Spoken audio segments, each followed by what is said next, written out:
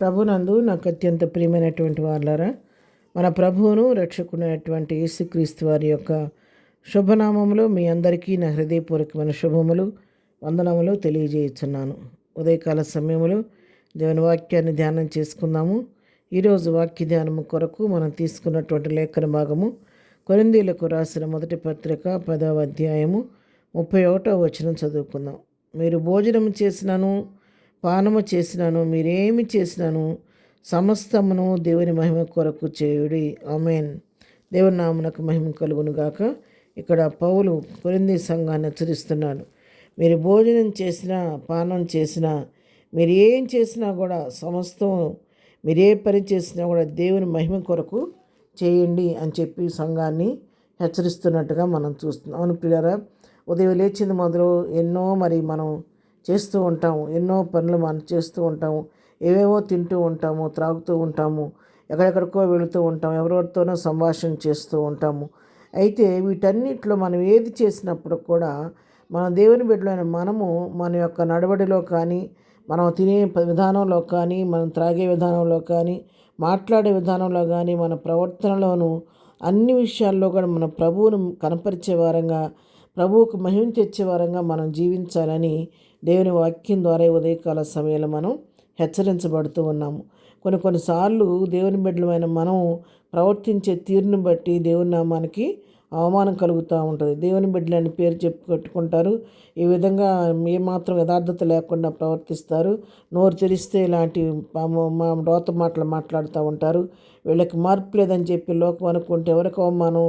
మనల్ని బట్టి దేవునికి అవమానం. కాబట్టి మనం ఎప్పుడు కూడా మన మాట నడవడి అన్నీ కూడా జాగ్రత్తగా చూసుకొని దాని ద్వారా దేవునికి మహిమ తెచ్చేవారిగా మనం జీవించాలన్నమాట. మరి కొలస్సీలకు రాసినటువంటి పత్రిక 3వ అధ్యాయం 17వ వచనం చదువుకుందాం.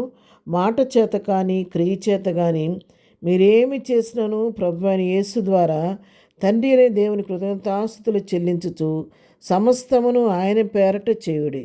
చూసారా, మాట మాట్లాడినా, ఒక క్రియ చేసిన, అది ఏది చేసినా కూడా ప్రభు అయిన యేసు ద్వారా తండ్రి అయిన దేవుని కృతజ్ఞతాపూర్వకంగా ఆయన కృతజ్ఞత చెల్లించే విధంగా సమస్తమును దేవుని పేరట చేయమని చెప్పి దేవుని వాక్యం ఇక్కడ సెలవిస్తూ ఉంది. ఎందుకంటే మనం మన సొత్తు కాదు, విలువ పెట్టి కనబడిన వారం. ఆయన పరిశుద్ధుడు కాబట్టి మనం కూడా పరిశుద్ధులుగా జీవించాలి. విలువైన రక్తంతో, నిర్దోష రక్తంతో, పవిత్రమైన రక్తంతో ప్రభు మనల్ని కడిగి పవిత్రపరిచి లోకంలో నుంచి వేరు చేశాడు. కాబట్టి లోకంలో నుంచి వేరైన మనము ప్రతి విషయంలో ప్రత్యేకించబడిన వారంగా మనం కనబడాలన్నమాట.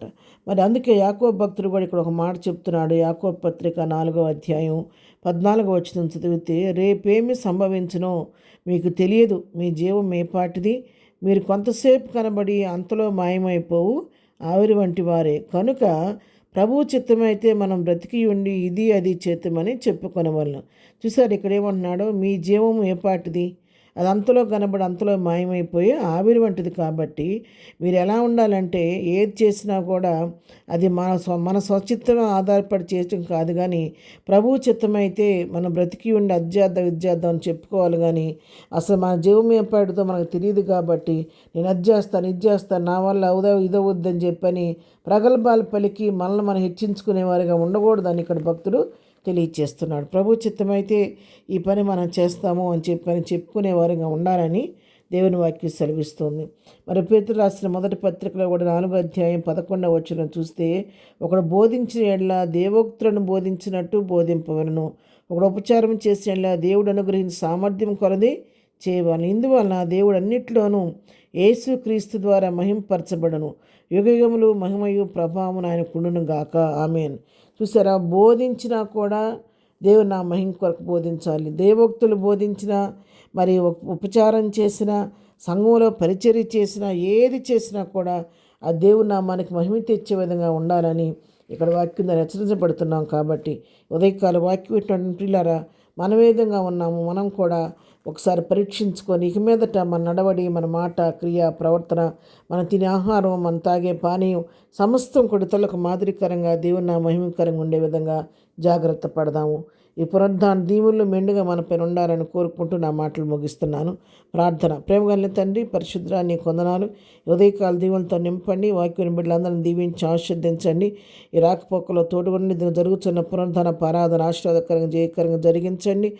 నీ మహిమ తెచ్చుకోండి ప్రభా. దినం బర్త్డే మ్యారేజ్ జరుపుకుని బిడ్డలను దీవించండి. ప్రతి వారి అవసరం ఒక్కరి మీ నామలో తీర్చమని యేసునామలో ప్రార్థించడి పొందుకొని ఉన్నాము తండ్రి. ఆమెన్. ప్రభు కృప సదాకాలము మనందరికీ తోడై ఉండి నడిపించునుగాక. ఆమెన్.